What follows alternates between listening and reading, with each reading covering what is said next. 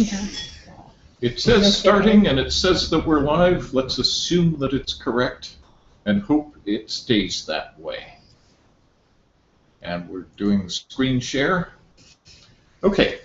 I would like to determine our direction next. We're working with Twelfth Night, and we have such wonderful readers in this class. It would be nice, perhaps, to choose some of the really good dialogues in there, or ensemble parts. I leave that up to you. We have a great deal of other material to go through as well.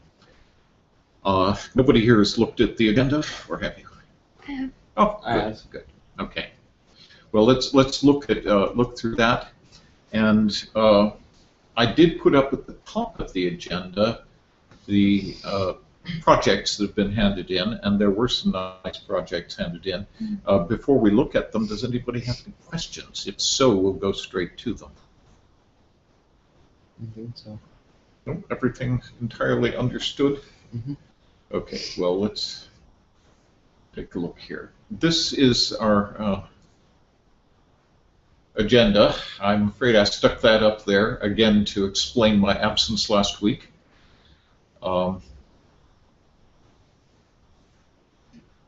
Though the class went anyway, which of course is the way these classes are intended to do.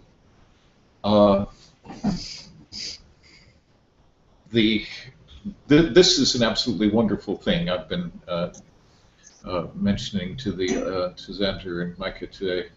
Douglas Adams wrote a minimal amount of poetry. I'd like to find more if he did, because he was obviously very capable of doing so. And you're familiar, I think, with his Marvin's Lullaby and the continuation to that my daughter and I added. However, this... Hi, Elijah. Good you could join us. Okay. I'll be on. Oops. I think I will move that over so my head's not in the picture. Okay. Elijah, can you see everything? Are we sharing screen adequately? Yep. You can see things perfectly. Okay, super. Okay, so here, this I just could not resist sharing with everyone. Douglas Adams went to a school, Brentwood Academy apparently was the name of it, obviously a very good school.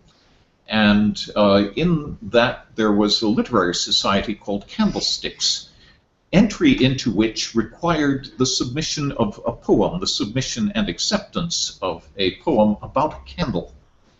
And someone recently realized that as Adams was a member of that society, he must at one point have written a poem. And so they went into the old archives in the cupboard in the school and found it. And I wasn't expecting a great deal from it, but it's really worth looking at. It has some wonderful features, and its structure is somewhat capricious. And that's not necessarily bad, but it gives us a bit of a challenge when it comes to analyzing the structure and the devices he's using. That some of you folks have read it already, right? Mm-hmm. What did you think? It was good. I liked it. It's I like very clever. It's intense. Wonderful, wonderful. I'm glad you got to it, Elijah.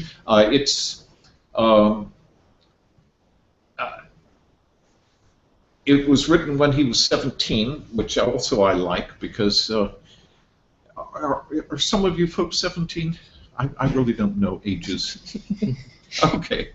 I'm 16, okay. so almost. Close enough, close enough. Okay, written when Adams, when he was 17, fulfillment of the entrance requirement. This is the title.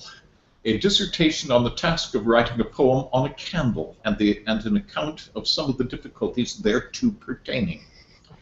Let's just do a quick read through, and then let's go back and look at it for structure. Before doing that, however, let's weigh our priorities a little bit. Is there anything else that's a higher priority that we should get to? Projects, for example, or other things? Okay, let's jump in. January 1970. I resisted temptation for this declamation. Let's try that again. I resisted temptation for this declamation to reach out to literary height, for high inspiration, for high aspiration in such an oration would seem quite remarkably trite. So I thought something pithy and succinct and clever was exactly the right thing to write. Okay, I looked at that, and I'm sorry, I was going to go through the whole thing without stopping. But I looked at that, oh, what a wonderful structure he's chosen. What is that structure, and who else used it? A guy that wrote Alice in Wonderland. Okay, Lewis Carroll, we Yeah, should Lewis know Carroll. that. Yeah. Indeed, Lewis Carroll enjoyed ballad form in tercets. That is 3 rhyming lines of heptameter. Yeah. That is 7 syllables, 1, 2, 3, 4, 1, 2, 3. However, this is not like any of the ones he wrote because this is not in iambic. This is dactylic. So in other words, we have 3 syllable feet in this one. Yet the structure is the same, the number of feet and the number of rhyming lines. So I resisted temptation for this declamation. You can hear that dot, dot, dot, dot, dot, dot. That's our dactylic. To reach out to literary height for high aspiration in such an oration would seem quite remarkably trite. So I thought something pithy, succinct, and clever was exactly the right thing to write. Okay, but he doesn't stay there. For nights I sat musing and musing and musing, whilst burning the midnight oil. My scratching seemed futile, my muse seemed quite mute, while my work proved to be barren toil. Note that rhyme, futile rhymed with mute while. This is the kind of rhyme that some people made a point of doing because it's such an interesting device. Crafting words so that they actually sort of rhyme and put them together like way. Ogden Nash was very famous for that, and he did some very clever examples. Oh, yeah. Okay, so we're still here in heptameter, but it's just a couplet. It's not a tercet. I said. For nights I sat musing and musing and musing while burning the midnight oil. That's one line. It's unfortunate that it's been broken like this. My scratching seemed futile. My muse seemed quite mute while my work proved to be barren toil. Okay, so we've lost the third line in the tercet, but it's remained the same structure. I puzzled and thought and wrestled and fought till my midnight oil was exhausted. So I furthered my writing by dim candle lighting, and found to my joy this of course did the trick, for I flowered. My work, candle-powered, was inspired, both witty and slick. Slick? What does that rhyme with? It rhymes with trick over here, which is in the middle of the line. You know, this is a very strange structure because what he's done here, and found to my joy this of course did, scans and rhymes, but it's a case of enjambment. It's obviously not the end of the phrase. The phrase ends over here, so he rhymes with this with the end of the phrase, and he rhymes this with the end of the line, which is not the end of the phrase. I've never seen that done before, but it works in its own way. It's not canonical. Pithy and polished, my writing demolished much paper as I beguiled myself with some punning. My wordplay was stunning. I wrote with the wit of a wild. Okay, what is he talking about there?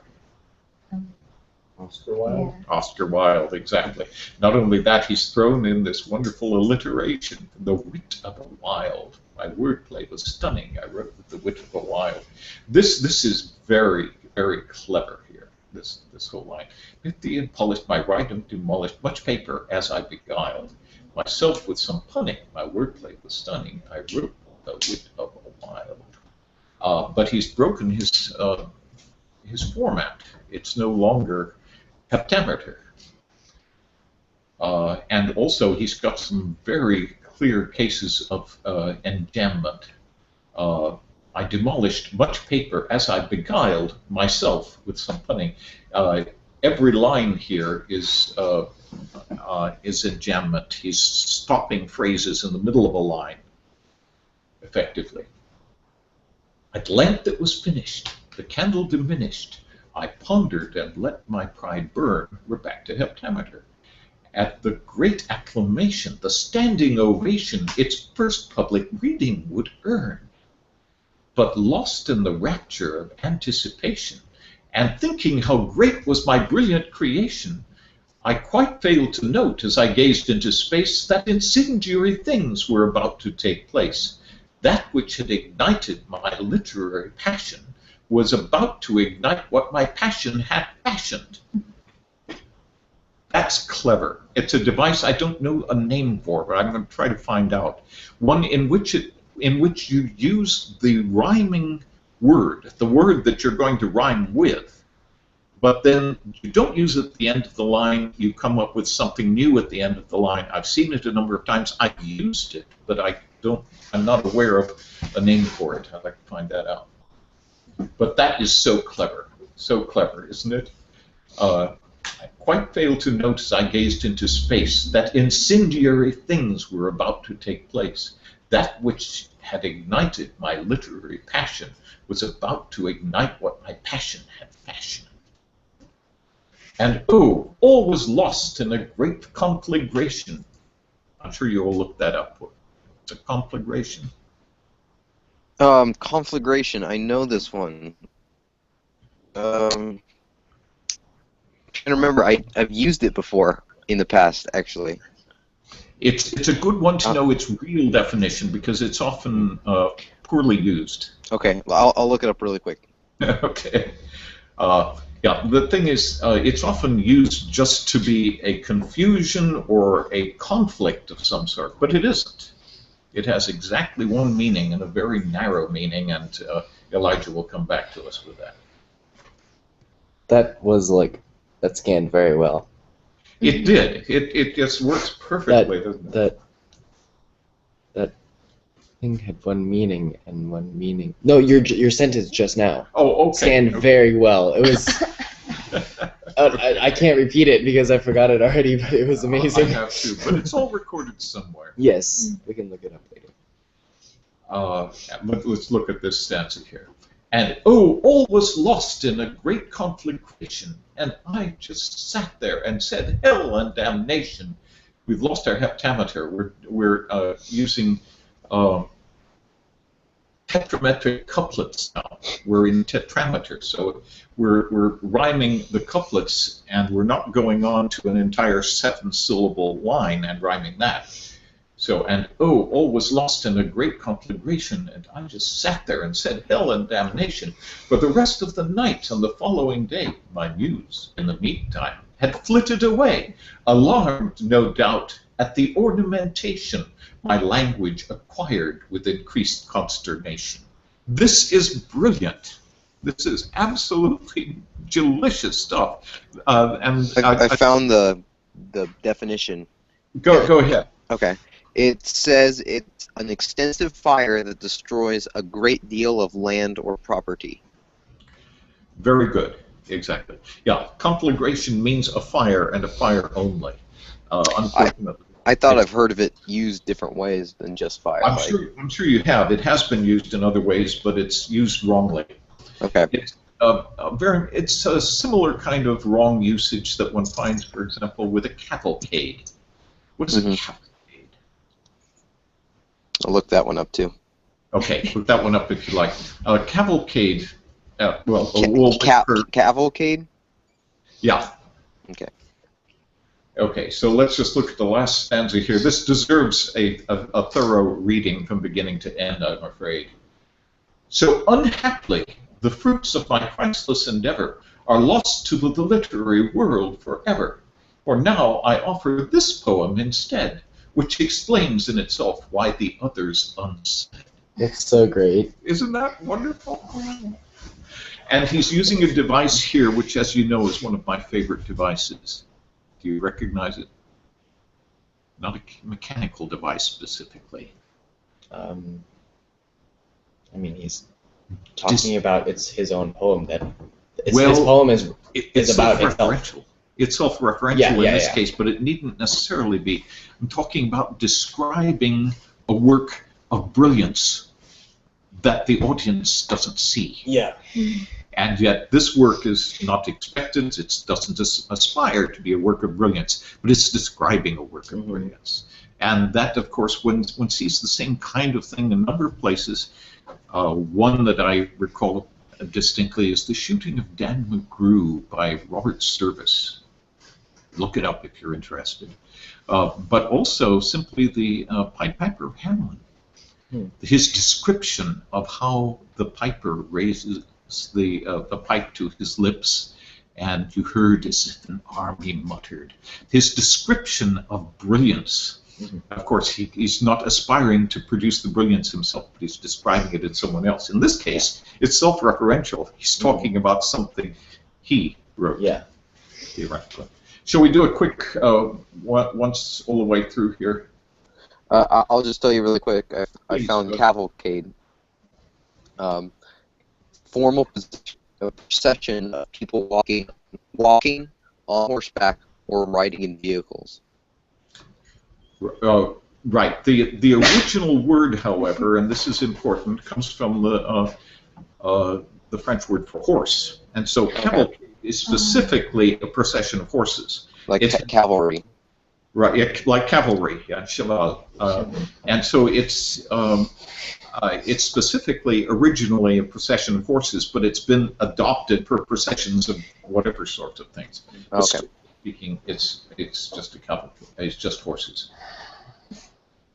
Okay, I gotta understand. Okay, let's do a quick run through here and go on. If you don't mind, I will read it. I hope I can do better this time. Okay, so title: a dissertation on the task of writing a poem on a candle and an account of the difficulties thereto pertaining. I resisted temptation for this resisted temptation for this declamation to reach out to literary height, for high aspiration in such an oration would seem quite remarkably trite. So I thought something pithy and succinct and clever was exactly the right thing to write. For nights I sat musing and musing and musing whilst burning the midnight oil. My scratching seemed futile, my muse seemed quite mute, while my work proved to be barren toil. I puzzled and thought and wrestled and fought till my midnight oil was exhausted. So I furthered my writing by dim candle lighting, and found, to my joy, this of course did the trick. For I flowered, my work candle-powered, was inspired both witty and slick. Pithy and polished, my writing demolished much paper as I beguiled myself with some punning. My wordplay was stunning, I wrote with the wit a-wild. At length it was finished, the candle diminished. I pondered and let my pride burn at the great acclamation, the standing ovation its first public reading would earn. But lost in the rapture of anticipation, and thinking how great was my brilliant creation, I quite failed to note, as I gazed into space, that incendiary things were about to take place. That which had ignited my literary passion was about to ignite what my passion had fashioned. And oh, all was lost in a great conflagration.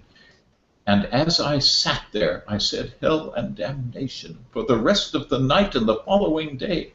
My muse, in the meantime, had flitted away, alarmed, no doubt, at the ornamentation my language acquired with increased consternation.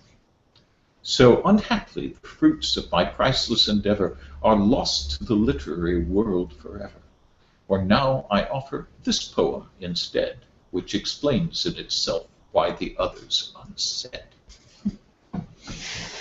You imagine that one not being acceptable? Yeah. That's absolutely marvelous. Anyway. The only part that kind of stands out to me that doesn't feel right is when he says the part where the candle. I forget the exact words. Let me see. Let me find it on my reader really quick. Sorry, I could scroll up if you need me to. Okay. Oh yeah, it says, so I furthered my writing by dim candle lighting and found to my joy this of course did the trick. Right. I don't know, but did the trick, it seems out of place in the whole thing. Well, you're absolutely right. As I mentioned when we went through it the first time, this is an aberration. This is a breaking of the rules of the structure that he's using. When he's, first of all, he rhymes exhausted with of course did. And that is enjambment, right in the middle of the phrase. He stops the line and finishes the phrase on the next line, and then rhymes not the end of the line, but the end of the phrase with the end of the stanza. And so this is very unusual. I've never seen it done before, but it's quite clever, and it does seem to work. Do you see what I mean? I lost you for a minute there. Okay, well, the slick and trick are rhymed, but notice that trick is not the end of a line. Trick is the end of a phrase. It's not the end of a line. Mm-hmm. And so he's done something very unusual there, but it really does end up working. Okay, I understand. Where I would want to, if I were looking at this and trying to edit it and improve upon it, there are places where I would make some changes. Okay. Simply because it's easy enough to retain a perfect dactylic if you want to, because you can usually figure out a way to add another syllable here or there when there's one missing, and manipulate it around that way. And also, repetition like this, musing and musing and musing, I'm pretty sure if I go into my rhyming dictionary, I can find a couple of other words that rhyme with musing that would allow one to vary that a little bit. I'm not sure, I haven't tried, but usually there's a way to do it. Okay, nice material. Now the next thing we had here, we discussed a bit last week, but last week the only person who was here and hasn't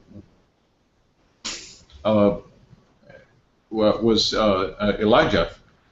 And so I think in a way we could go through some of these again. I asked you folks to try to find the source of each of these examples here. And we did go through those last week. Apologies to you, Elijah, for going through it over again. It's okay. But let's just see if we can identify.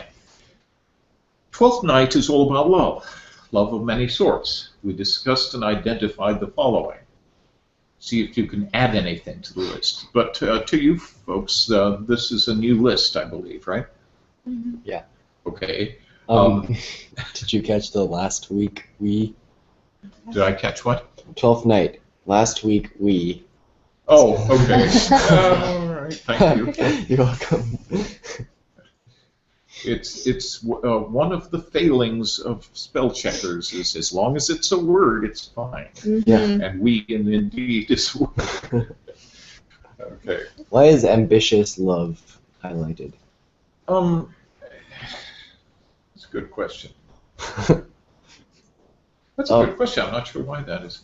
I think it may be that I had searched it from earlier years and found it that way, and I may have been searching by that term and it highlighted it.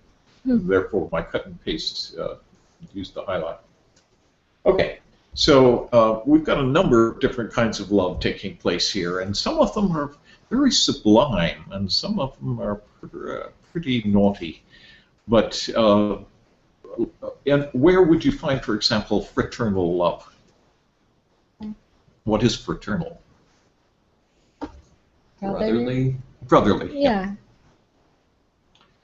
There are two places in the story where that takes place, fairly obviously.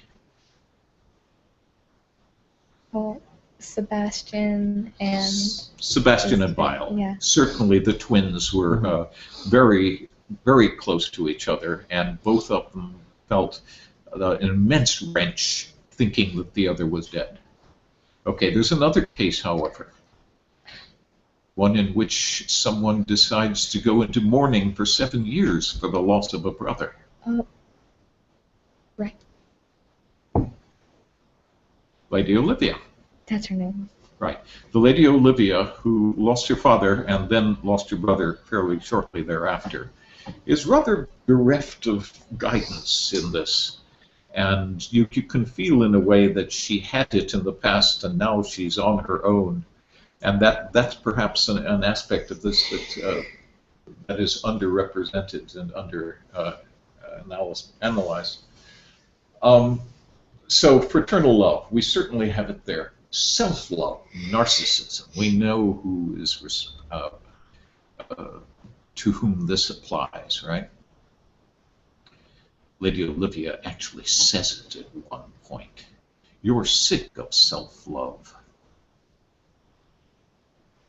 No, I haven't read it recently, sorry. Okay, I'm making assumptions here. You folks have read it, I know. Well, we watched one of the things. Yeah, well, Yeah. that's watching it is good.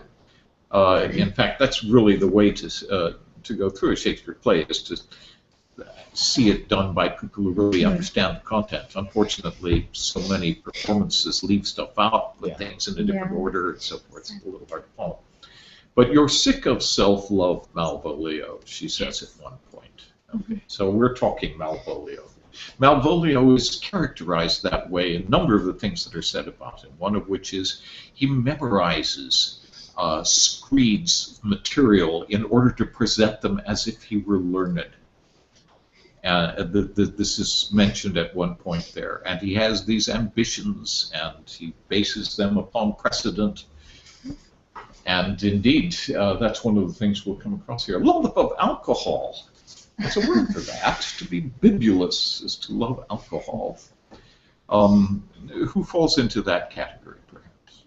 The cousin. Yeah, Olivia. I'm guessing. What, was it the Yes, the consanguineous cousin. What Yeah. does consanguineous mean? It's in the story. Am I not consanguineous? Says Sir Toby Belch, which is the person you're talking about. Yes. Oh, yeah. Sanguine actually comes from the word for blood. Yeah. Sanguinary battle would be a bloody battle. Sanguine, however, has gained a different meaning. If one has, for example, ruddy complexion, it's associated with being jolly. Yeah. And so sanguine has gained that meaning as well. But are we not consanguineous? Are we not of the same blood? When he talks about his relationship to the Lady Olivia. So indeed, love of alcohol. Sir Toby Belch certainly. Sir Andrew Aguecheek by association, and victimization also perhaps, because indeed he's the one who's paying the bill. Mm-hmm. As we discover later on, when Sir Toby tells him to send for more money. Okay, and then love of learning. I think this is one of the most important ones in here, perhaps. I'm wondering whether it may not be quite as appropriate as I thought to go through this right now, assuming, of course, that you folks have all seen this list and have studied it and prepared your answers to these questions. Sorry. You have watched it at least, haven't you? Yes. Yeah, okay. Okay, so love of learning. I think this is one of the core aspects of this one, because indeed that's why Viola really has a saleable skill. She has somewhere to go when she finds herself familyless in Illyria and asks herself, what should I do in Illyria? Who rules here? Because she is schooled. She is educated. And this comes out in a number of places. Indeed, the Lady Olivia asks her background, and she says, I have studied, but that's all she's willing to say. And she also, as Cesario, rises very quickly in the eyes of Orsino, who finds that she is extremely capable, and she knows indeed that she is capable and says so. So love of learning is part of it. We also see the love of learning in Malvolio. I mean, he's memorizing things after all. He may not actually be learning. But we also hear about it when Sir Toby is touting the advantages of Sir Andrew Aguecheek. He says, and he speaks several languages, word for word, without book. Okay. Again, it's a level of learning that's we find it certainly among the gentry. We find it among Orsino and Lady Olivia, and perhaps more than anything else with Feste. But most of Feste's material, he's making it up. But he's making it up in such a way that you really don't know that he's snowing you. Okay, love of music. We have a brief reference to that very first line of the play.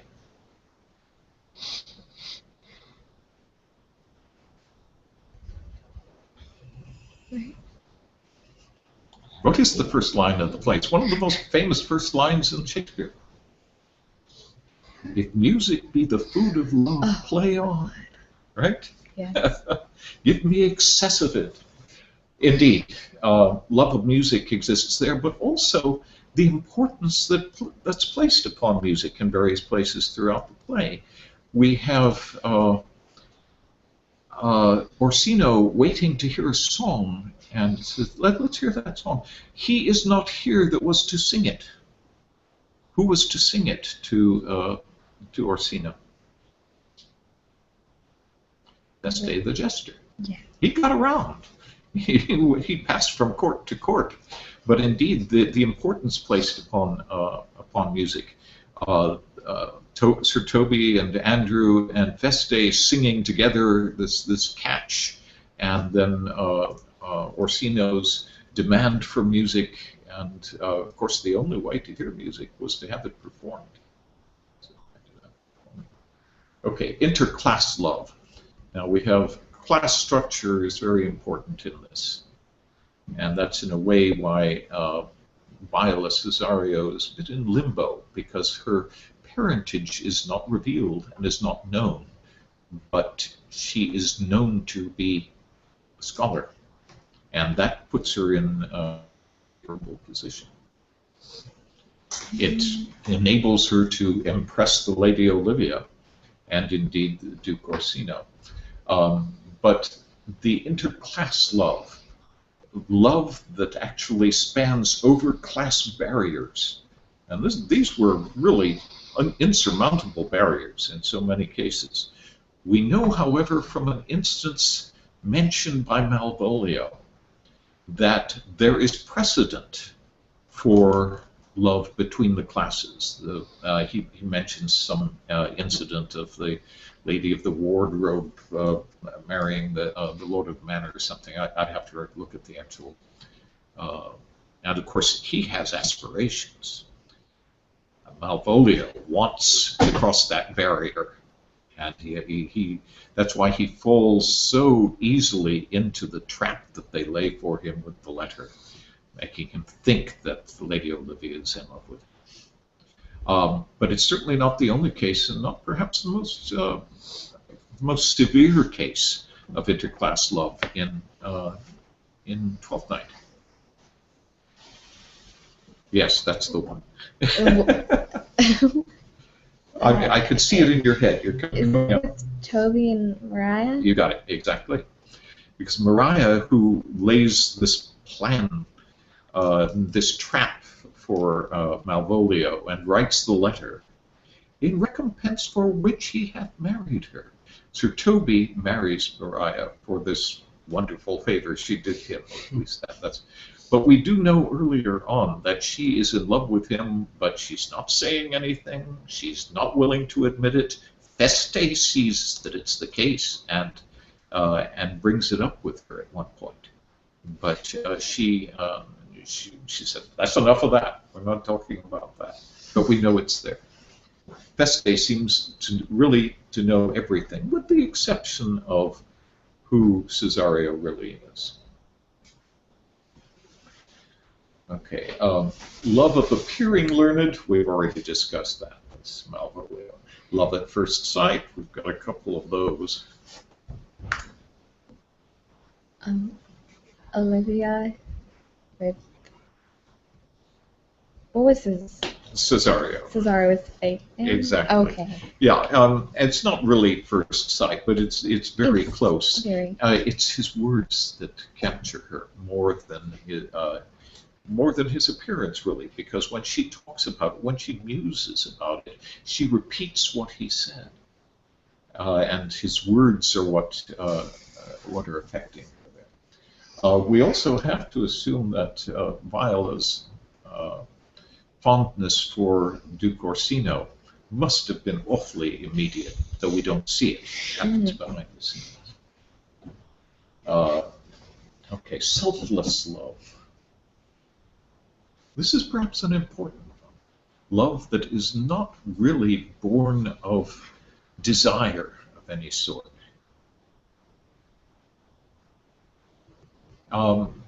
We see the desire in Viola, and we see the love, but on the other hand,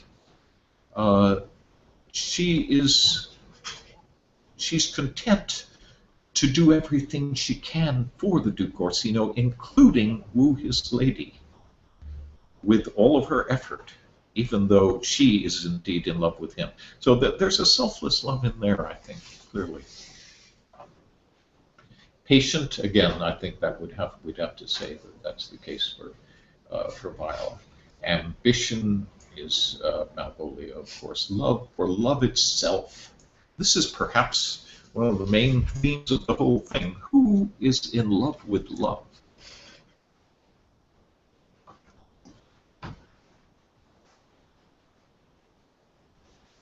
Dawson, you've got to have this one. Who is in love with love? Think about who talks about love, but spends more time talking about love itself than about the person he's in love with.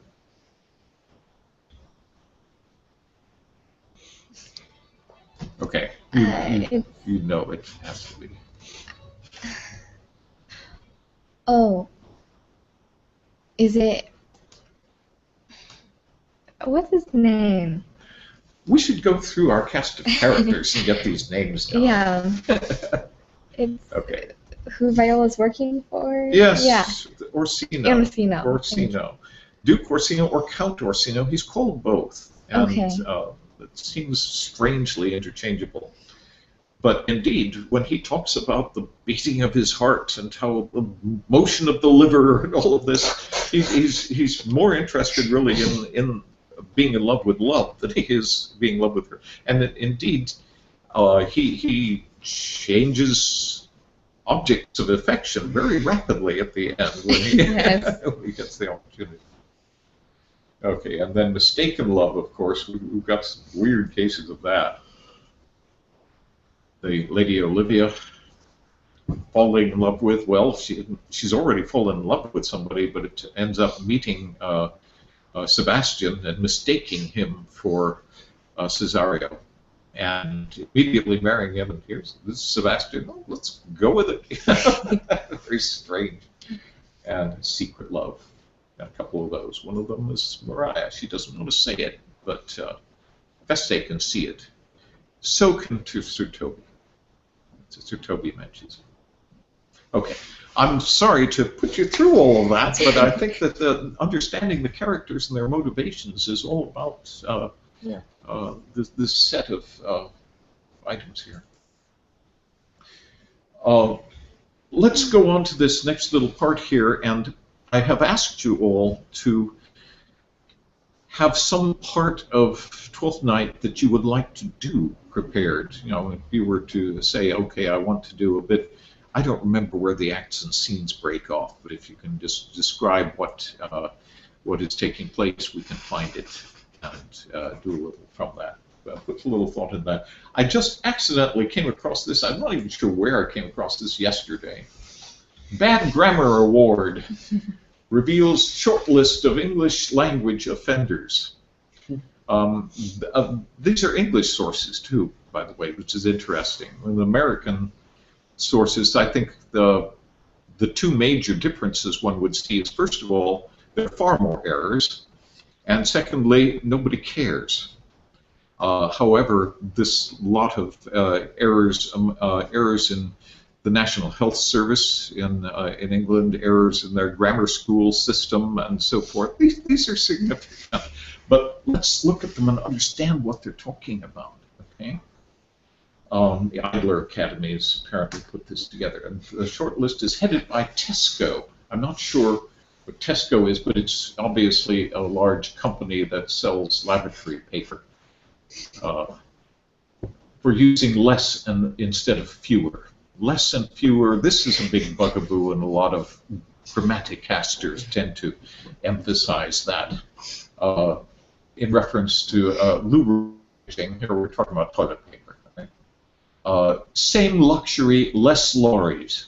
Same luxury, fewer trucks is the way it should have been said. But less trucks, no, you don't use less when you're talking about countable items. It's like there are less books on this table than that table. No, there are fewer books on this table. There are fewer people in this room than that room. Is a lorry an interchangeable word for truck? It is truck. Okay. Yes.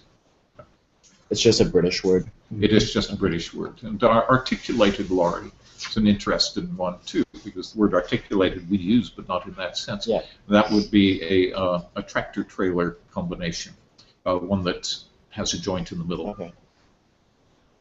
I'm sorry about that. I didn't realize how many of those were going to come up here. Next comes the National Health Service for confusing subject and object in a letter. Your appointment has now been organized to attend Queen Mary's Hospital. And of course, what they're on about is who's attending Queen Mary's Hospital? Your appointment is? Okay. This is so common in this country. You see it all the time. It's interesting that it's happening there, but at least there are some people who care. And featuring a rogue apostrophe. The RDC suite. The suites are clearly signposted. Well, suites, plural. Plurals don't take an apostrophe. Possessives take an apostrophe. And then only if they're not pronouns. Unfortunately, the named cafe chain apostrophe also fell victim to the curse of the apostrophe in marketing slogan. It is so Great great. taste is on its way. And again, its third person neuter possessive does not take an apostrophe, and it's an important distinction to remember. Its, however, is a perfectly acceptable word, so your spell checker isn't going to catch this because it's a contraction of it is. Yeah. Okay. Historian M.P. Tristram Hunt is indicted for tautology and other errors. Actually, just my phone's spell checker has gotten every apostrophe right. So That's interesting. it's swipe. Yeah. They're getting better because they're Yeah. working with context and trying to figure things out. Yeah. But trust me, you can fool them if you try. Yeah, yeah. But so far, it's Uh-huh. my phone is really good so far. Cool. It's a lot better than Word. Yeah. Yes. Word is pretty bad. That's an interesting point. I turned off Word. It just got Yeah. too confusing. It was interesting to see what it was doing. Mhm. But there are some other big services that purport to be able to give you a final editing polish in a document. And it was a subscription service, but I got them to give me a free week or something. And I ran it on some Christopher Hitchens, who's an absolutely brilliant writer. Yeah. And it just found things to throw away all over the place. So there's terrible things that needed changing. No, I'm sorry. I'm sorry. Okay.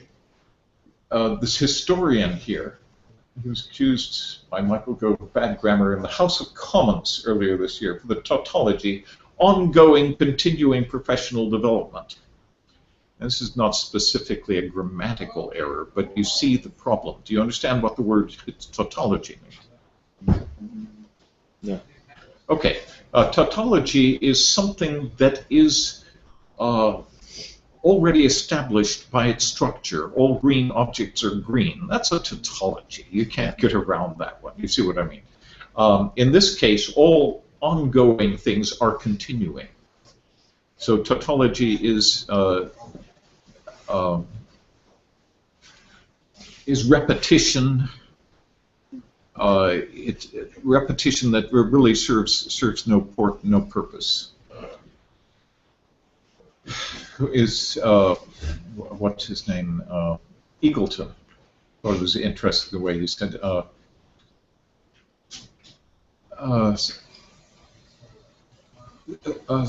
That socialism is democratic is a tautology, in the same sense that business ethics is an oxymoron. Okay, I think I may have given you that one already. You know what the word oxymoron means, right? Yes. A contradiction in and of itself, whereas the tautology is repetition, redundancy. Okay, so ongoing, continuing is the problem here. But one sees this sort of thing all the time. I remember just last week, I remember seeing some silly email coming into my box saying, prevent unwanted intrusion. I'm sorry, that's a tautology too. Can you think of wanted intrusion? I mean, intrusion presupposes the fact that it is unwelcome. Or unwelcome intrusion, I think, was what it was supposed to be. Is very a tautology in and out of itself? Very. No, it's an intensifier. Okay. Yeah. Because that could, I think it could be argued that unwanted intrusion could be an intensifier also. It's a more specific, right? I know what you're saying, but I think that if there were such a thing as a welcome intrusion, then an unwelcome intrusion would be necessary and justifiable. But I'm sorry, as long as there's no such thing as a welcome intrusion. Okay.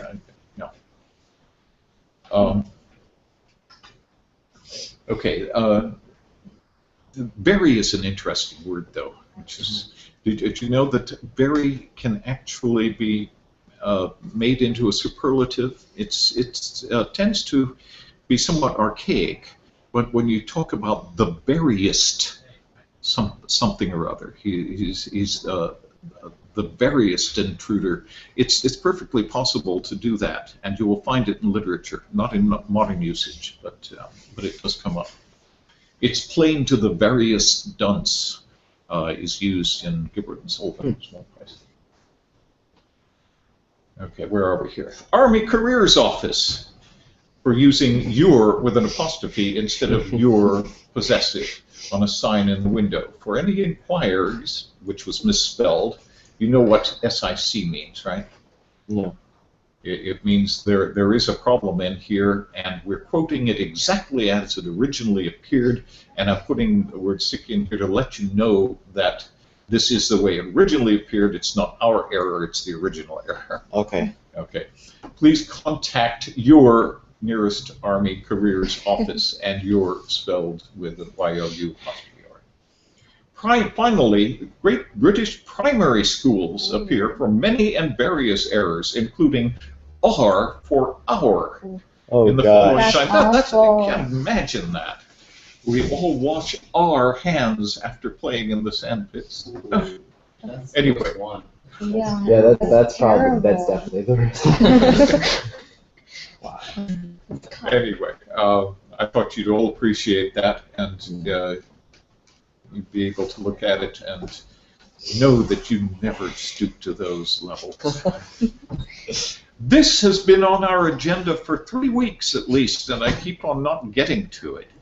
Let's go through it very quickly. This is a poem written about Thomas Paine, let's see, by this fellow Arthur Connor, who was imprisoned for sedition, which is the British term for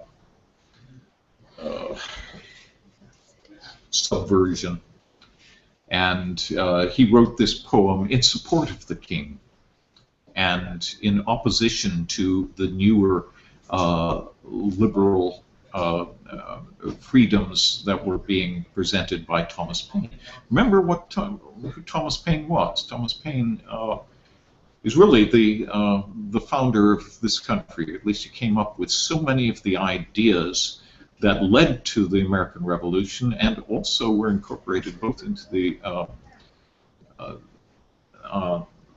Declaration of Independence and the Constitution. Some of his ideas weren't. He wanted to include an abolishment of slavery in there, which wasn't politic at the time and didn't succeed. But he then went on and helped out with the French Revolution. And people were terribly afraid in England that he was going to go there and do the same thing. And so this was one of the contentions at the time. And Arthur Conner was a dissident who was thrown in prison and was released. And he wrote this poem. And so it sounds as though it's very much in support of the king. Where it says, "The pomp of court and pride of kings I prize above all earthly things. I love my country, but the king above all men, his praise I sing. The royal banners are displayed, and may success the standard aid. I fain would banish far from hence the rights of man and common sense." These are works of Thomas Paine. "Confusion to his odious reign, that foe to princes, Thomas Paine. Defeat and ruin seize the cause of France, its liberties and laws."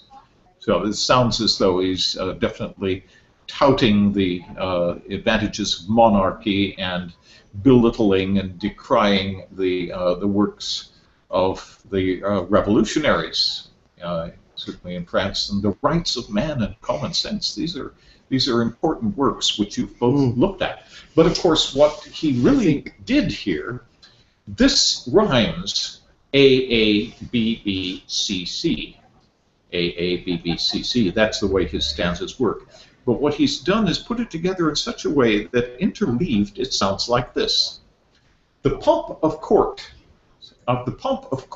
and pride of kings, I fain would banish far from hence. I prize above all earthly things the rights of man and common sense.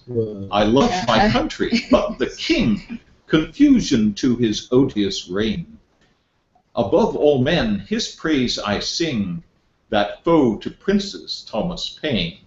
The royal banners are displayed, defeat and ruin seize the cause, and may success the standard aid of France, its liberties and laws. And isn't that clever? Because the whole thing scans and rhymes beautifully, but the rhyme scheme is A-B, A-B. You see, instead he switches things around. I'm like, very clever. Anyway, I really wanted to share that with you. Mm-hmm. I think you have before. I've had it up there for a while, but we never actually dealt with it in class. We ended up going off in other directions, I think. But maybe you read it. Maybe I thought we did it in class before. Does anybody else remember? Well, I did it on the agenda. That's all I remember. Yeah. Well, it's been on the agenda for weeks. Okay. We talked a little bit about Edgar Rice Burroughs last week, and this was in response to requests to look at it. And indeed, Edgar Rice Burroughs did did a lot of writing which is very accessible and really rather gripping. And some of it was, I knew some people who were just so carried away by his Mars series.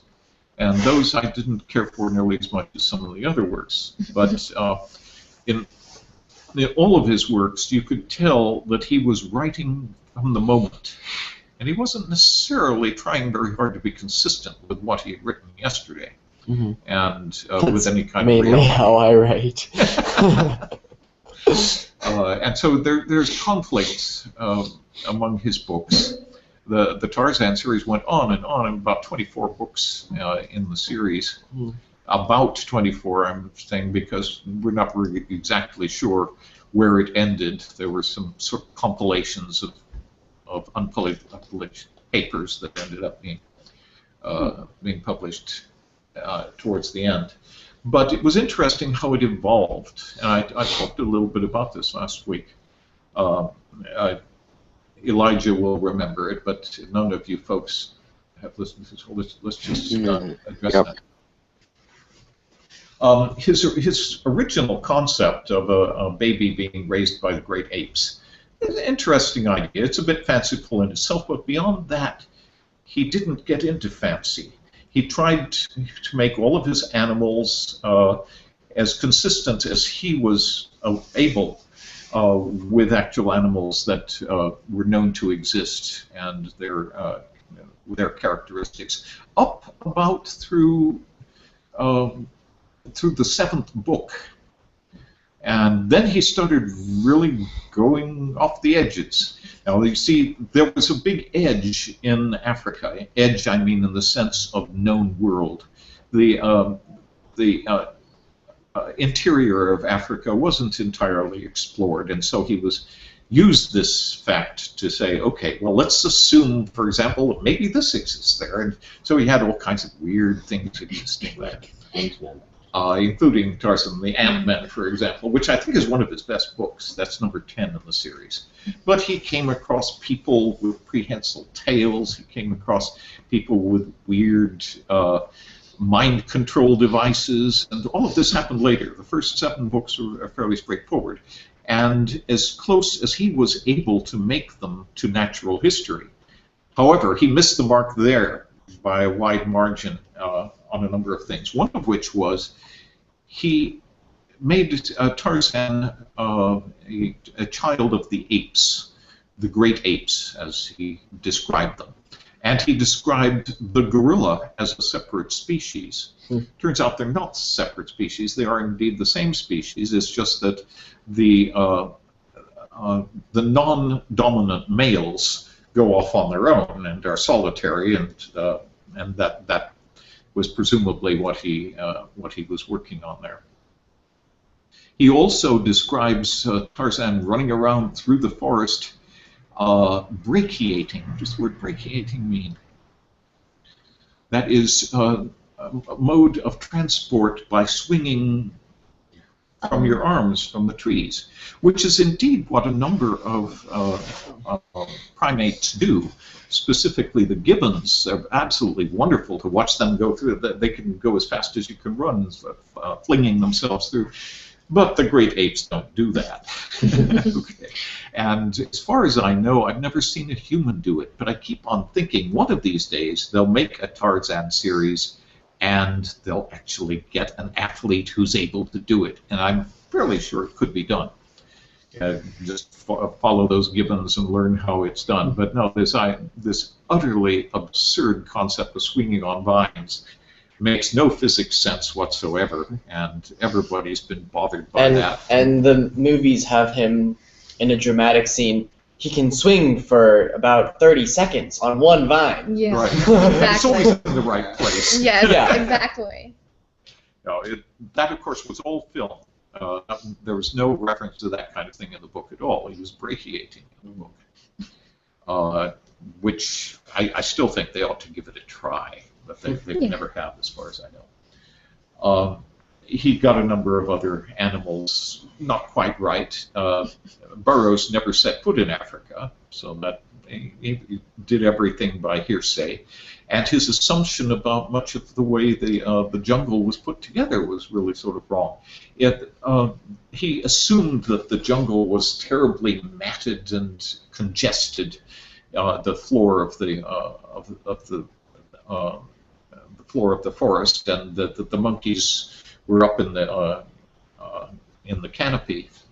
But it turns out that it looks like that when you're looking from a river, because when you're going down the river, the light does manage to get in under the trees, and you have this tremendous undergrowth. But it's only around a river that happens, because the canopy is so complete that it blocks out the light, and there is actually very little undergrowth through most of the jungle. And so, I mean, it was misconceptions like this that tended to follow through the book, and they made a few other little errors too. But it's very readable, and it's very enticing in its stories. When it gets to book 8, it starts to get sillier, or at least based on other concepts. He has, for example, He decides in the middle of Africa you've got a crusade that went astray and managed to create a civilization there, and you still have warring factions battling against each other, one of whom believes that they have already made it to the Holy Land, and the other one doesn't. But they're always warring factions. This is true of the Mars series as well. He always comes across some group of people who are at war with some other group, and usually he meets them in the middle of a battle, joins in the battle, and somehow endears himself to the people on one side of the issue.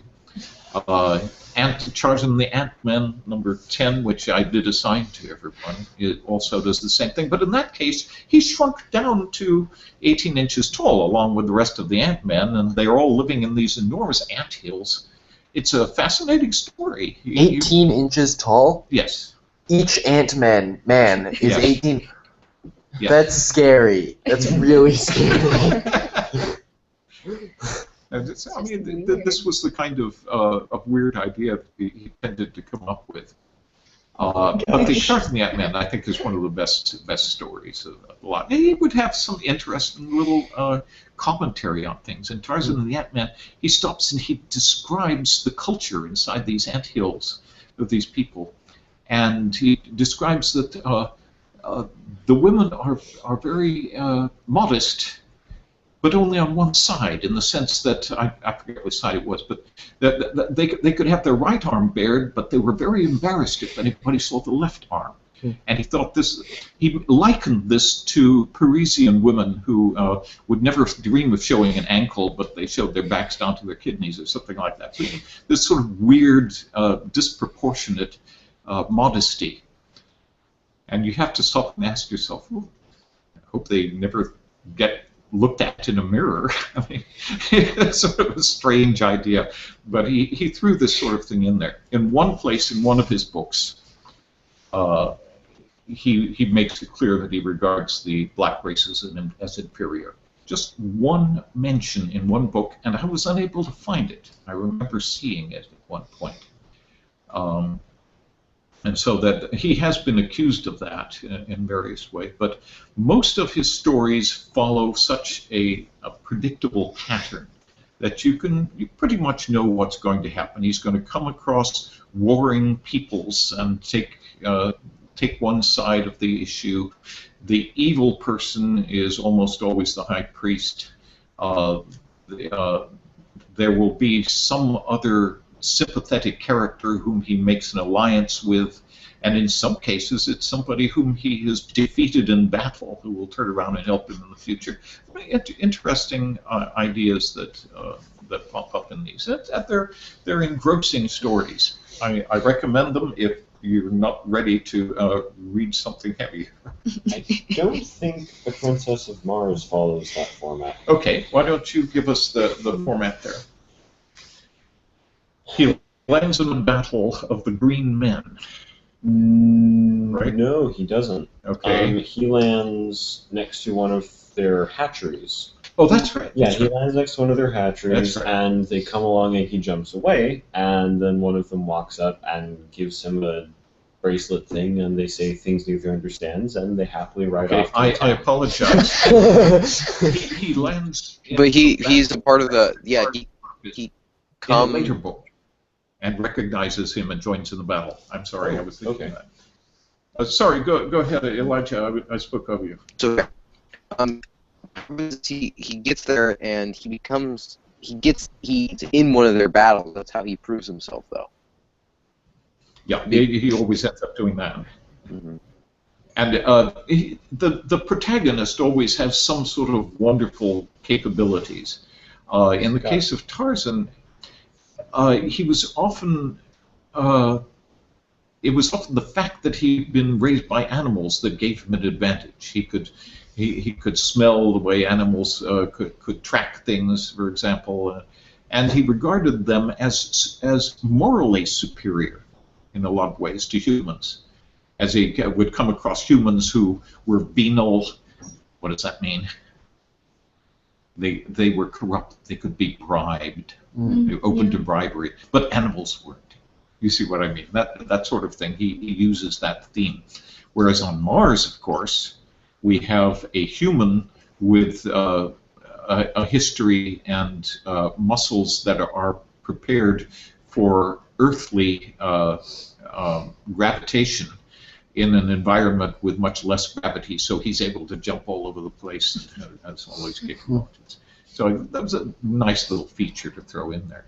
He has a lot of interesting ideas in there. At one point, he comes across this jewel, which has rays of colored rays coming out of it, including two colors that he's never seen before. What an interesting idea. Well, we know that's not possible because we understand how the spectrum works, and beyond the spectrum, our eyes don't see anything. But the idea of having two colors that are brand new. He also mentions the ether of space, which is an older idea. Yeah, the concept of there being a medium through which light travels. And of course, this was always assumed, really until the end of the 19th century. He was a bit behind the times when it came to recognizing that. But so was my high school textbook in the 6th grade. I'm sorry, in the 60s. My physical science textbook talked about waves in ether. I mean, it was well over half a century out of date. Yeah. Which is a subject perhaps we should look at, the whole concept of special relativity, which is, of course, when it was recognized indeed that there was no such thing as a medium through which light was traveling. Because if there were, it would be possible to determine the speed and position of that medium, which is what the Michelson-Morley experiments were all about. And they determined that light is always traveling at exactly the same speed, regardless of what speed you are traveling at when you're measuring it. And so they measured light's speed in a number of different directions and found they were all absolutely identical. In other words, we're absolutely stationary relative to this ether through which the light is moving. We're not going anywhere. We had to conclude that the ether didn't exist as a result. Anyway, a different story. I think we've covered as much of Burroughs as needs to be covered, but it's good reading, and he does use some vocabulary in there. I remember encountering specific words and having to look them up. Misogyny was one of them. Simultaneity. Well, not a lot of words, but they're in there. Okay. This is our updated assignment. So I gave you the Tarzan and the Ant-Man one and the Princess of Mars. You've been looking at those. They're quick reading, and they may, both of them, entice you on to reading more in the series. There is so much more to read now, so much more available, I think. And here is the complete works of Edgar Rice Burroughs. It's interesting that some of this is still under copyright in the U.S. He did, for example, have Tarzan battling against Germans during the First World War and then battling against Japanese during the Second World War. So, I mean, it spans a long period of these books. But they are in public domain in Australia, I believe, and that's where this link will take you. I'll just tell you this. I think it was like a day or two after last class. I was looking through my books on my shelf, and I found that I actually have a first edition copy of The Jungle Tales of Tarzan, which was published in 1919. So, really? What? Yeah. Could you give us that title again? We couldn't hear it very well. The Jungle Tales of Tarzan. It's okay. It's not a novel. It's one of the ones with a bunch of different short stories. It is indeed. I believe it's number 5 in the series as it was presented. Mm-hmm. Because of course the very first one was Tarzan of the Apes. Yeah. And the Return of Tarzan, the Beast of Tarzan. But then he decided he wanted to go back and write more about Tarzan before he made contact with other humans, and so.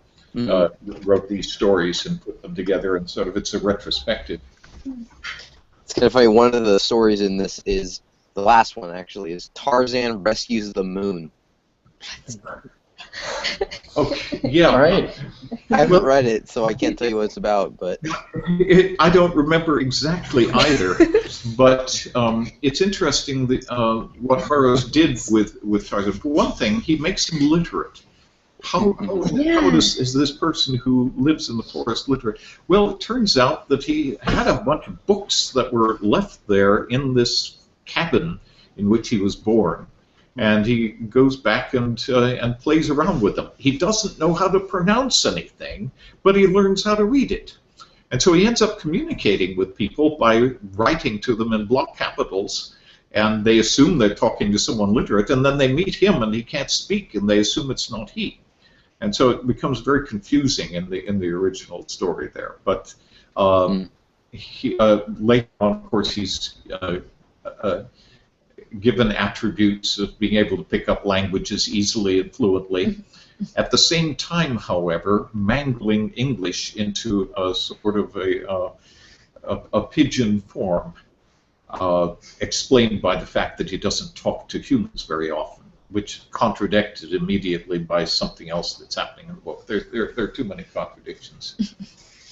And he picks up languages, picks up the language of the Ant-Men, picks up the language of all of these people. He ends up having to learn the language before he can do anything else. Okay, let's look quickly here. We've got, you folks have your passages from Twelfth Night all prepared. Mm. Let's do a very quick passage through the projects that have been handed in here, any of which I'm perfectly happy to spend more time on or to skip. That's entirely up to you. But this is a scholarship essay, and it's good. It's nice ideas, and there are aspects to it, however, that I would want to improve on just a little bit. Many of these things, as you saw, are optional. You didn't have to replace for called for education with basic, fundamental, or K-12. Mm-hmm. It's just I thought those were more informative, more semantically significant. Well, I revised it, so. I'm sorry? I revised it. I did see your revision, and I gave you credit for it down here at the bottom. Yep. Very nicely done. There were still one or two things down there that I realized that I hadn't hit. One of which was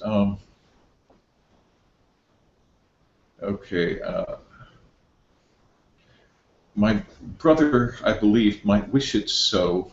However, that would only be because of how. Now, this isn't really wrong. It's just colloquial. You see what I mean? I see. Because of the way, because of the, you see what I mean? Yeah. And so I think that could have been improved a little bit. But otherwise, I just threw in suggestions of other ways to put things. When you find yourself using a word that's just used all the time, a word like make, or make has so many different meanings. Why don't we look at produce, to fabricate? You see what I mean? Yeah. There are usually other words that will convey your meaning more effectively than the default word. And some of the other things are, you saw the synesis error. The arts is plural, and you don't want to refer to it with singular. I see.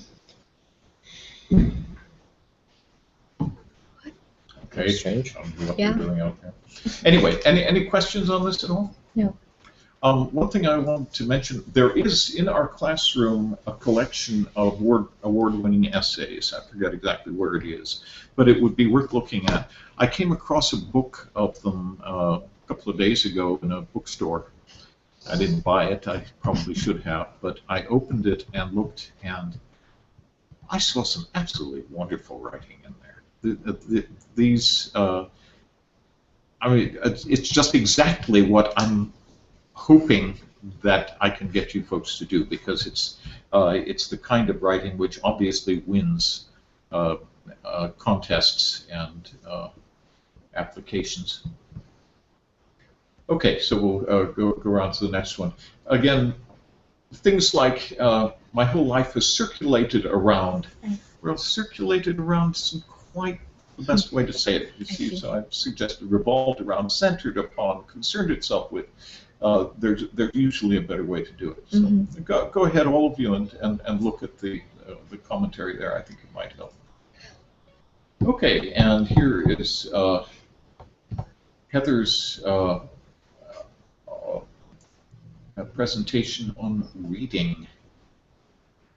And of course, she's taken the homeschooling perspective on reading, that of public school having killed the enthusiasm for reading. Yeah. And I hate to say it, it does that in so many people. There are the exceptions. There are those who traverse public school very effectively, and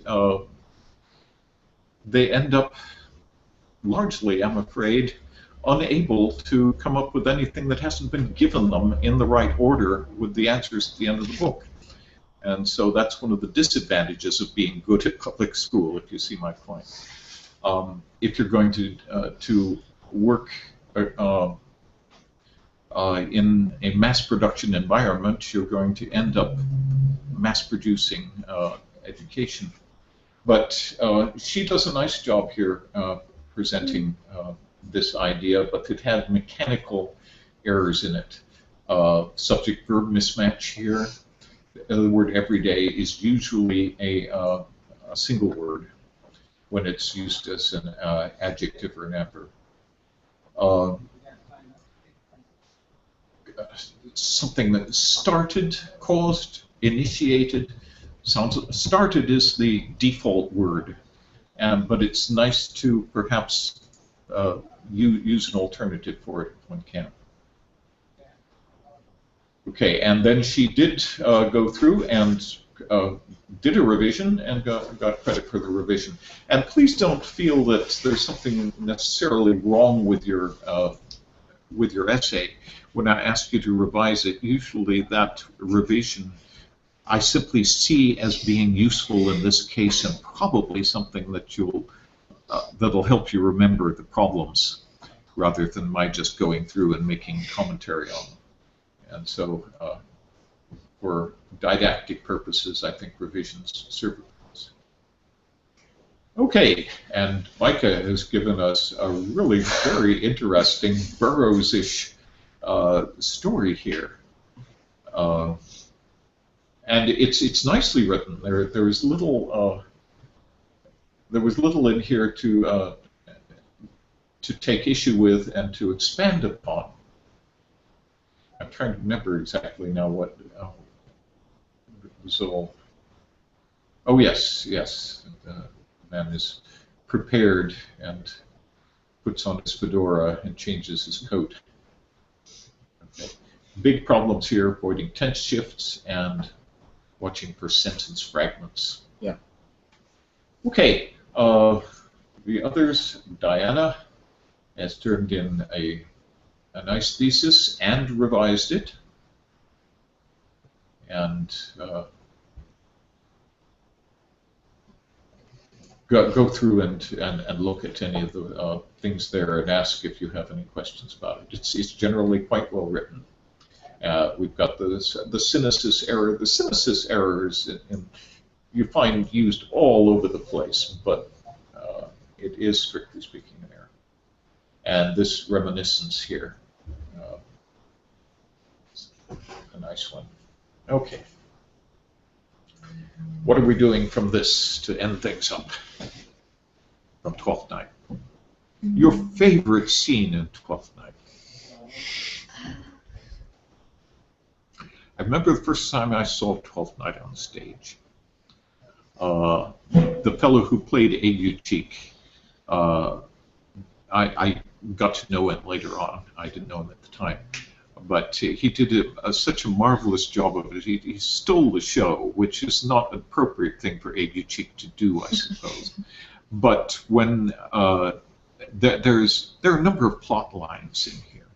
And one of the plot lines is Sir Toby is just, he likes getting people in trouble. I'm causing things. So he enjoys the trick that they play on Malvolio, but also he has put together a duel because the Lady Olivia has clearly fallen for Cesario, and Aguecheek has aspirations. He wants to win the Lady Olivia. In fact, he's sunk a good deal of investment into being there in order to do that. But he's rather a fool, and everybody knows it, and she has no particular interest in him. But Sir Toby, of course, sees an opportunity here. Let's make the two of them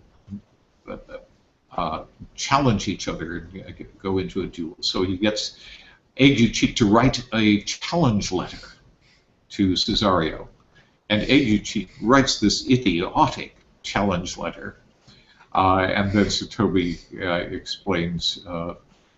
Would show this to him, would show him to be a clodpole, and nobody's going to be afraid of that, but I'll deliver his message orally instead. And so he does, and indeed you've got these two unwilling participants, these two unwilling duelists.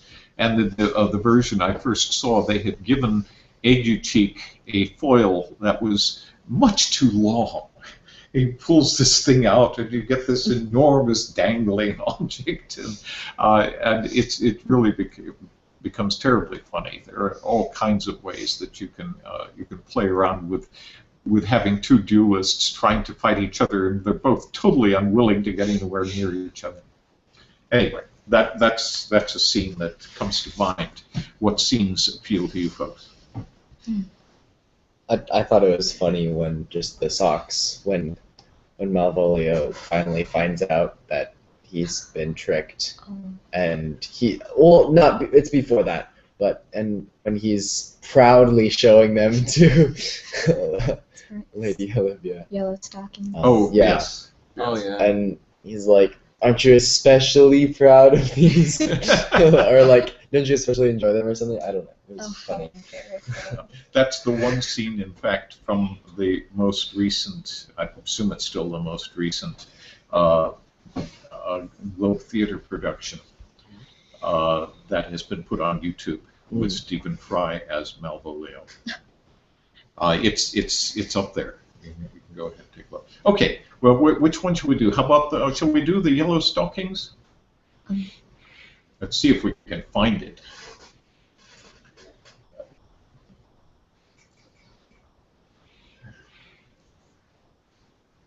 Okay, give me a unique phrase from that encounter.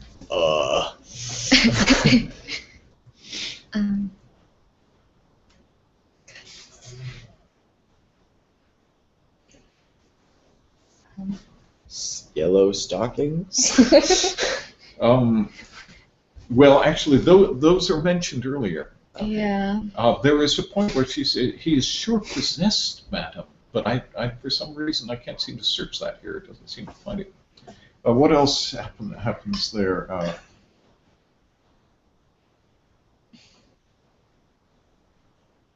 There it is. Okay. Oh, that's the wonderful thing about search. All you have to do is find something unique you can search by.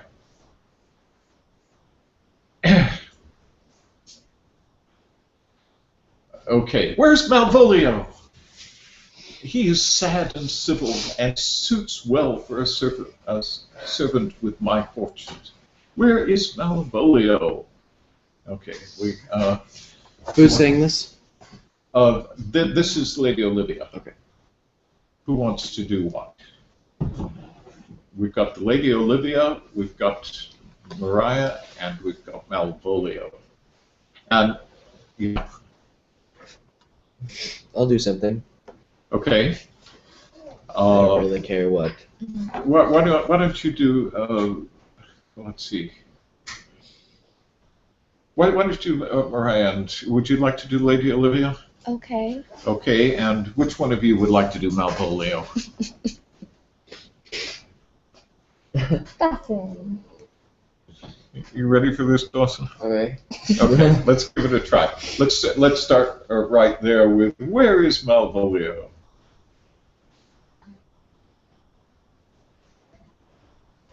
Do I say? There's no. Is it my? Yeah. Are we starting with he's coming or where's Malvolio? Let's start with he's coming. Okay. He's coming, madam, but in a very strange manner. He is sure possessed, madam. That's why I couldn't find possessed. Yeah, Why? What's the matter? Does he rave? No, madam. He does nothing but smile.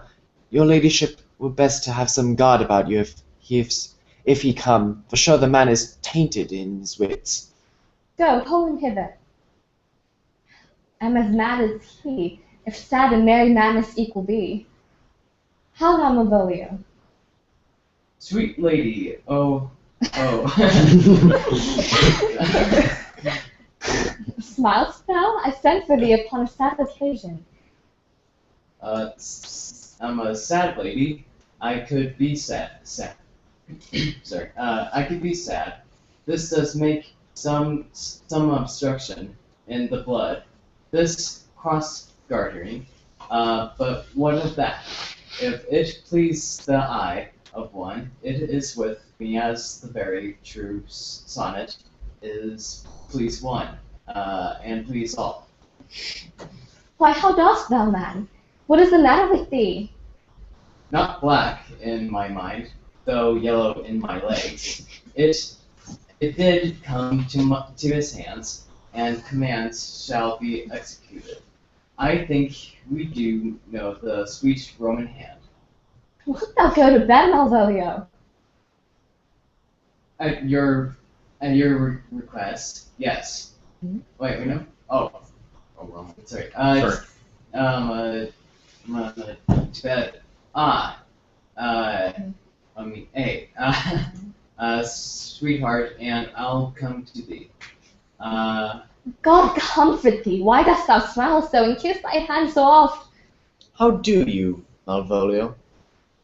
At your request, yes. Nightingales answered daws. Why appear you with this ridiculous boldness before my lady? Be not afraid, my greatness. 'Twas well writ. What meanest thou by that, Malvolio? Some are born great. Ha! Some achieve greatness, Oops. What sayst thou? and some have greatness thrust upon them. Heaven restore thee. Remember who commended thy yellow stockings, The yellow stockings? and wished to see thee cross-gartered. Cross-gartered? Go to thou art made. If thou desirest to be so. Am I made? If not, let me see thee a servant still. Why, this is very midsummer madness. Madam, the young gentleman of the Count Orsino's is returned. I could hardly entreat him back. He attends your ladyship's pleasure. I'll come to him. Good Maria, let this fellow be looked to. Where's my cousin Toby? Let some of my people have a special care of him. I would not have him miscarry for the half of my dowry. Beautifully done. Wow, that's a lot for Malvolio. Yeah. but nicely done. And nice accent. Of course, what he's doing all the way through here, you understand, is he's quoting bits of the letter that he has read. Be not afraid of greatness. Some are born great, some achieve greatness, and some have greatness thrust upon them. And indeed, that's what he's hoping is happening here.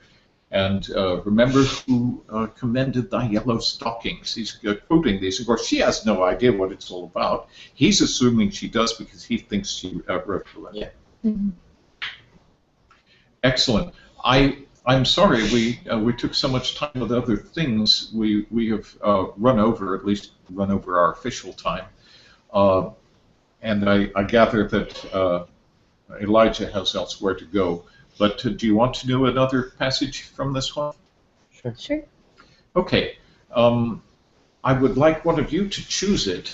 If you can't think of anything, I'll give you a number of possibilities. Yeah, I'm fine with anything. Yeah.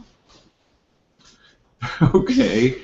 I think one of the core ones is simply the dialogue twixt Orsino and Viola.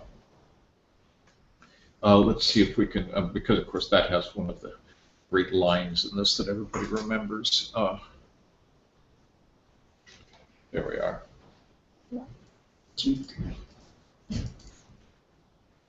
Okay, could I ask a question Yes. real quick about Tuesday? Do you guys say Tuesday or Tuesday? What? Tuesday? What? Say Tuesday. Tuesday. Tuesday. I would regard as palatalized Tuesday. Tuesday? Yeah. Okay. Because everyone in my family says Tuesday, and you guys say It's Tuesday. just been a thing. It just, it's better. Good question, Jeff. What do you say, Xander? Hmm? Do you say Tuesday or Tuesday? I can't hear the difference. Say Tuesday. I say Tuesday. Okay. Oh, it's I don't. So I maybe think maybe it's a difference. generational thing.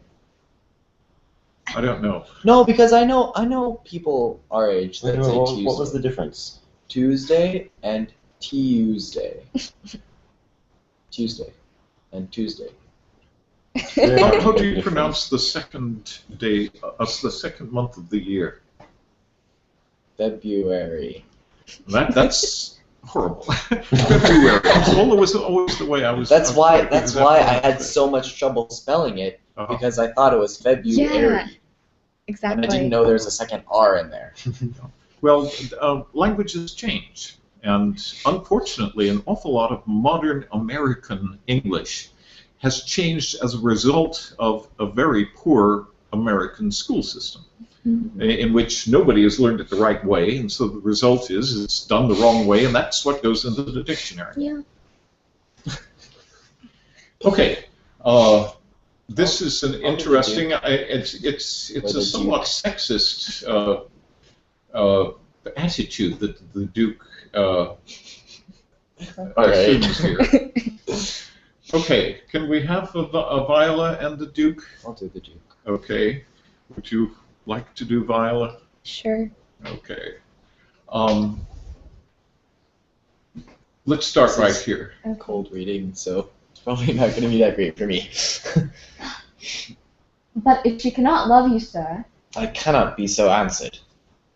sooth, but you must. Say that some lady, as perhaps there is, hath for your love as great a pang of heart as you have for Olivia. You cannot love her. Say that some lady, wait, no, is this or that? You tell her so, must she not then be answered? There is no woman's sides can bide the beating of so strong a passion. As love doth give my heart, no woman's heart so big to hold so much. They lack retention. Alas, their love may be called appetite, no motion of the liver, but the palate, that suffers surfeit, cloyment, and revolt. Surfeit, cloyment, and revolt. But mine is all as hungry as the sea, and can digest as much. Make no compare between that love a woman can bear me, and that That I owe. that I owe Olivia. Can't see the bottom. Aye, but I know. What dost thou know? Too well what loves women to men may owe. In faith, they are as true as we. My father had a daughter and loved a man. As it might be, perhaps, were I a woman, I should your lordship. And what's her history? A blank, my lord. She never told her love, but let concealments like a woman I bud feed on her. Worm in the Worm blood? in the Worm, oh my gosh. Like a worm I bud feed on her damask cheek. She pined and thought, and with a green and yellow melancholy she sat like Patience on a monument, smiling at grief. Was not this love indeed? We men may say more, swear more, but indeed our shows are more than will, for still we prove much in our vows, but little in our love. But died thy sister of her love, my boy?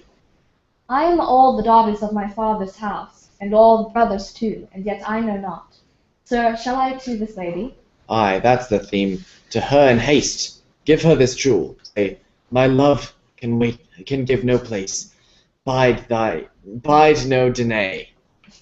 Very good. What? Very good. What's deny? Denial. Yeah. Oh, okay. But no, it's an interesting place here because she's giving him every hint in the world. She's Oh, giving these great circular hints. It's described by Aikborg. She's saying, how does she put it here? My father had a daughter, loved a man. As it might be, perhaps, were I woman, I should your lordship. She's giving every hint in the world, Yes. and he's not falling for it. Okay, and what's her history? She never told her love. Here's the secret love, but let concealment, like a worm i' the bud, feed on her damask cheek. She pined in thought, and with a green and yellow melancholy she sat, like patience on a monument, smiling at grief. This is language. This is beautiful. Yeah. By the way, there are still dialects in English in which "in" is contracted simply to "it." In the bud. Worm in the bud. In the bud. Well, in the bud. Okay, Thank another you. part. Let's see, can you think of which one? How about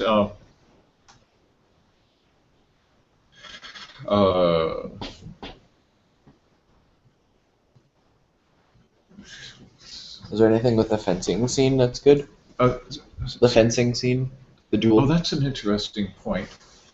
I'm not sure there's a lot of dialogue there Okay. that we can play around with. There's a lot of potential for Yeah, physical acting. humor, but how about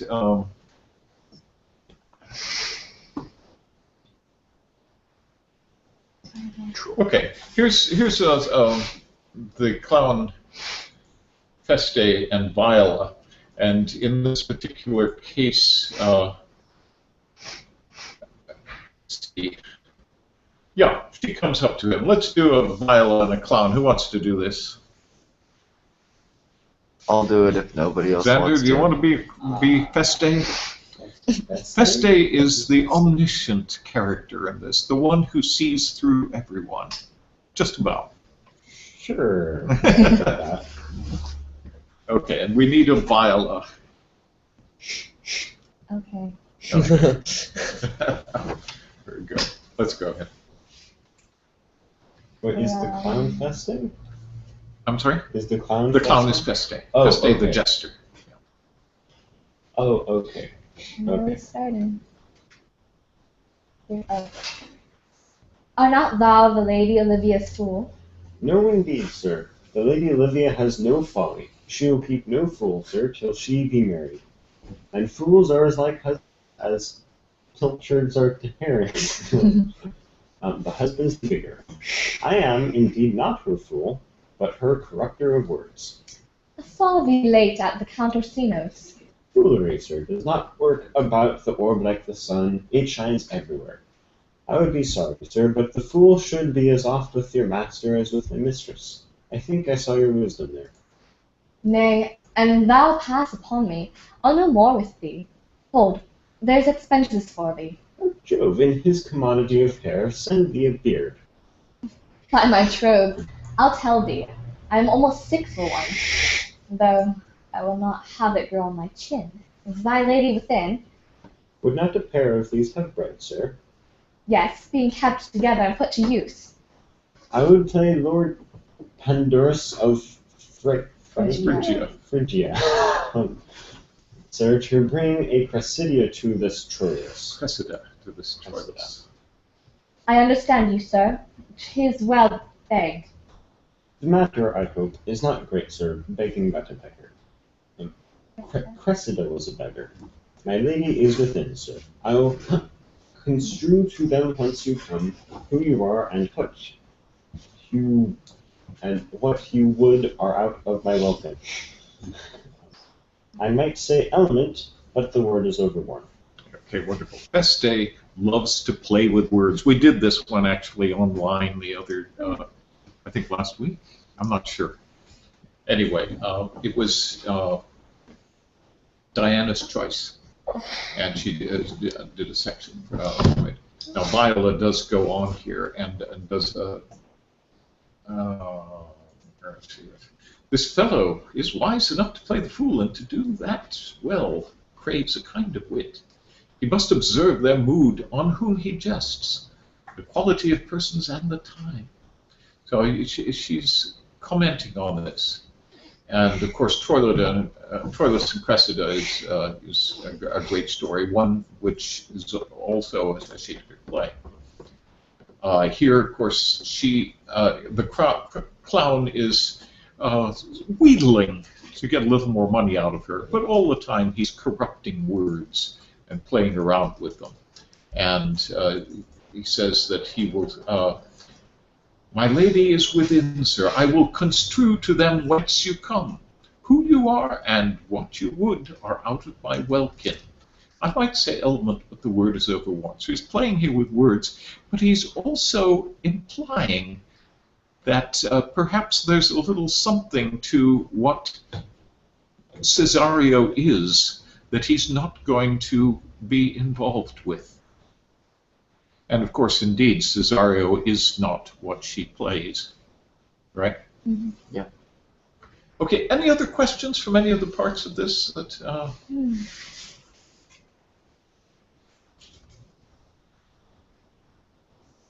Oh, this...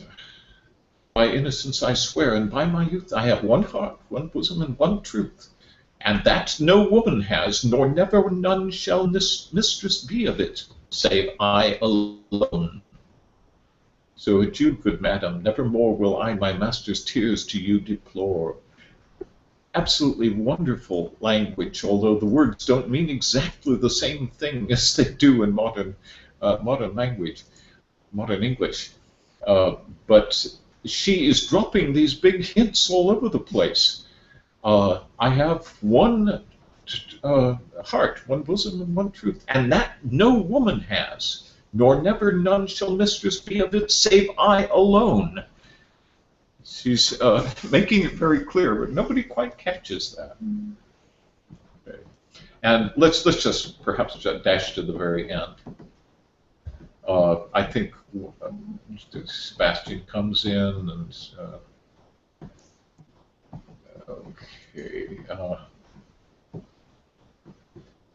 This is at the end. They pull Malvolio out and they read Malvolio's letter, and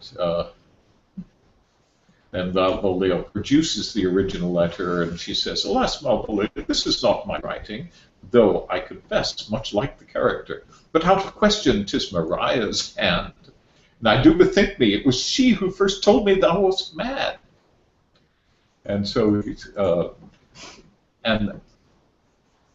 then she says, "Thou shalt be both the plaintiff and the judge of thine own cause." She's turning Malvolio loose on them, really, essentially. But then Fabian speaks up and said, "Good madam, hear me speak. And let no quarrel, no brawl come. Taint the condition of the present hour, which I have wondered at. I hope it shall not. Most freely I confess, myself and Toby set this device against Malvolio here, upon some stubborn and uncourteous parts we had conceived against him. Maria writ the letter at Sir Toby's great importance, in recompense whereof he hath married her. Now, with a sportful malice it was followed, may rather pluck on laughter than revenge, if that the injuries be justly weighed that have on both sides passed." Okay, you understand that? So she has to relent and said, "Yeah, I suppose it may have been okay," but said, "Alas, poor fool, how have they baffled me?" And then comes Feste. Well, what role does Feste play in this? Well, he wasn't actually there during the letter reading, although he was supposed to be, which is interesting. But he does play a role because he was presented to Malvolio, who was in prison, as the curate.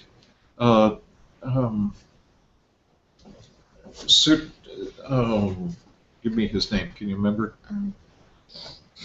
Sir Topaz, the curate. And so here's Feste. He gets dressed up in these robes, and he goes and pretends to be a churchman interviewing Malvolio, the lunatic. Mm-hmm. And so it gives him all kinds of trouble. And then here he says, "Why? Some are born great, some achieve greatness, and some have greatness thrown upon them. I was one, sir, in this interlude one, Sir Topaz, sir. But that's all one. By the Lord, fool, I am not mad, but do you remember, madam, why laugh you at such a barren rascal? And you smile not, he's gagged. And thus the whirligig of time brings in his revenges. He's quoting Malvolio here, who's being very mean to him. I mean, that's his forte. That's his skill, is to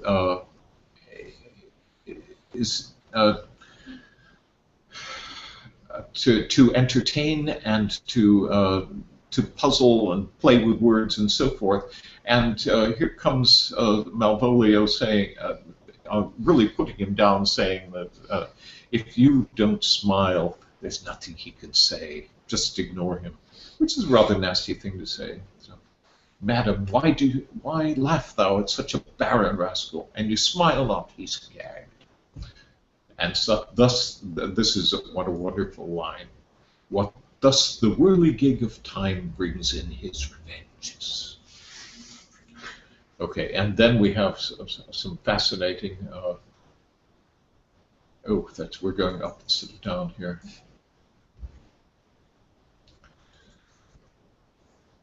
Okay, that's the very end. I just wanted to see the meeting of Viola and Sebastian.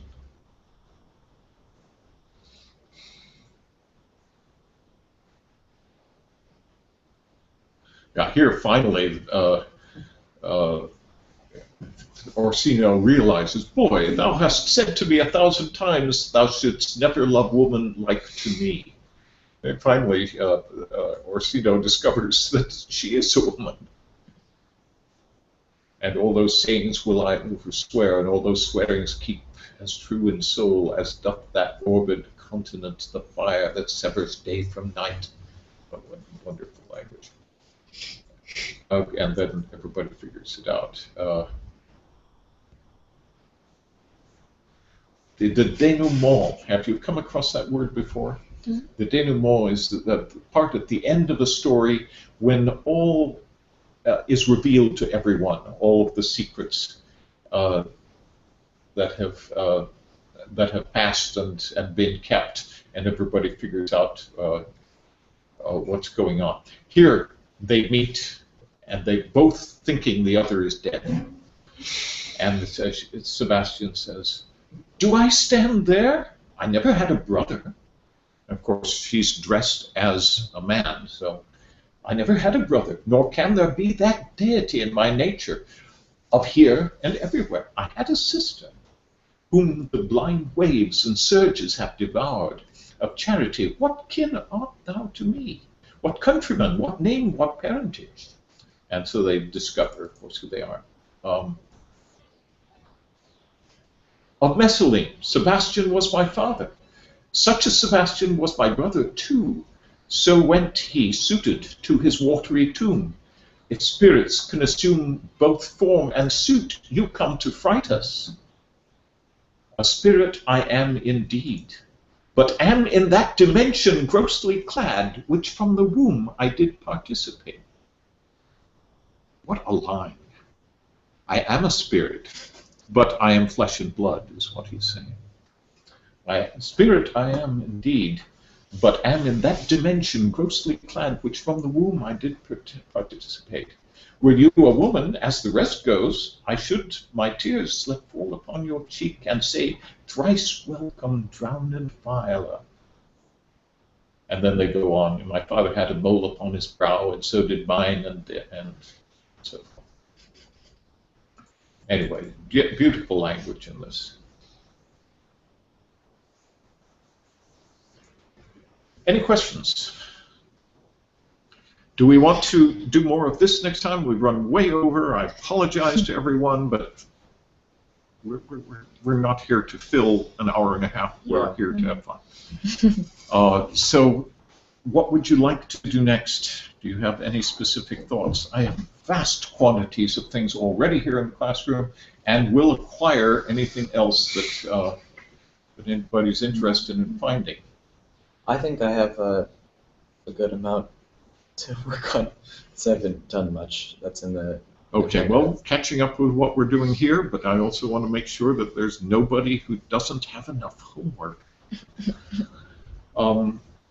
This section here, the literature here, you're welcome, of course, to go through it and suggest anything that you would like to. I think these two are the most wonderful books, and very few people are familiar with them. They're written by the same person who wrote The Wind in the Willows. This Christmas book, well, it's not Christmas, but it's an interesting one. Three Men in a Boat, to say nothing of the Dog, by Jerome J. Jerome, fascinating one. Frankenstein, the Letters of the Brownings, of course, we went through. Joseph Conrad, who's an amazing writer. Scarlet Pimpernel, we talked about already, and I tried to interest you in that. Secret Garden by Frances Hodgson Burnett is a marvelous children's classic, though not necessarily the best example of language in the world. Horns of Being Earnest we've done, Pygmalion we talked about, Pride and Prejudice we did, Bertrand Russell, A History of Western Philosophy. Not a bad work, absolutely marvelous character, Bertrand Russell. And John Stuart Mill.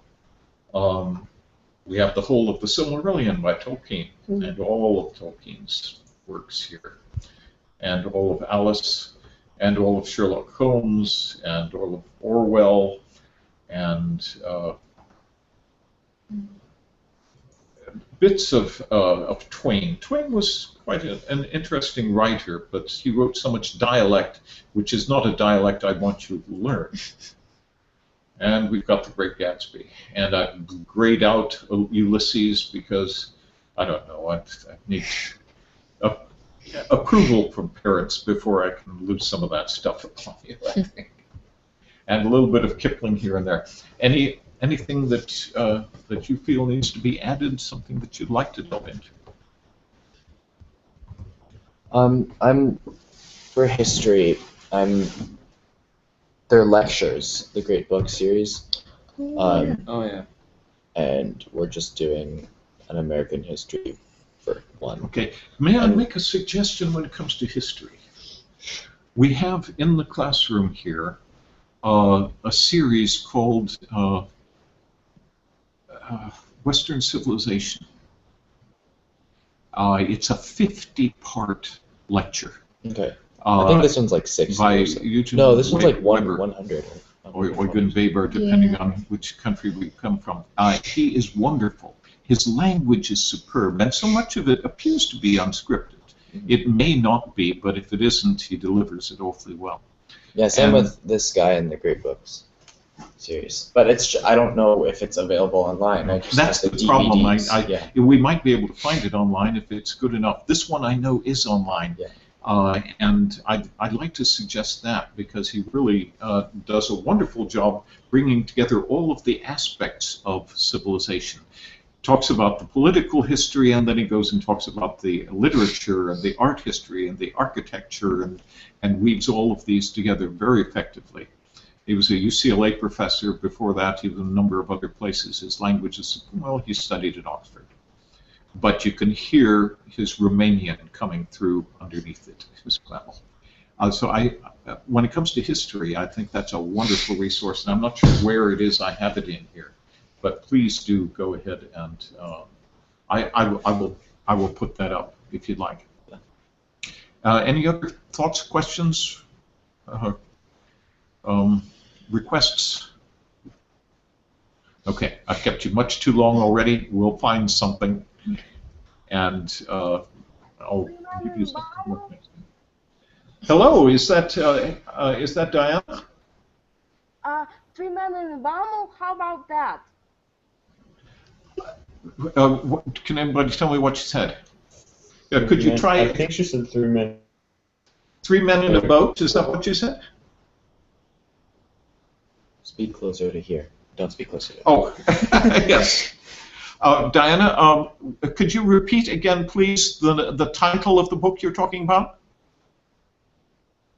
3 Men in the Bomb. Three Men in the Boat? Yeah. Okay, it's a funny thing and it's delightful, wonderful. Let's do Three Men in a Boat by Jerome K. Jerome. It's an excellent choice. Thank you, Diana. Wonderful idea. Okay, let's call that it. We've run way over, and Diana, I'm so glad you were able to join us here. And please post any requests that occur to you as well. Okay? And I'm going to bring the class to a conclusion here. Much too late. Next week.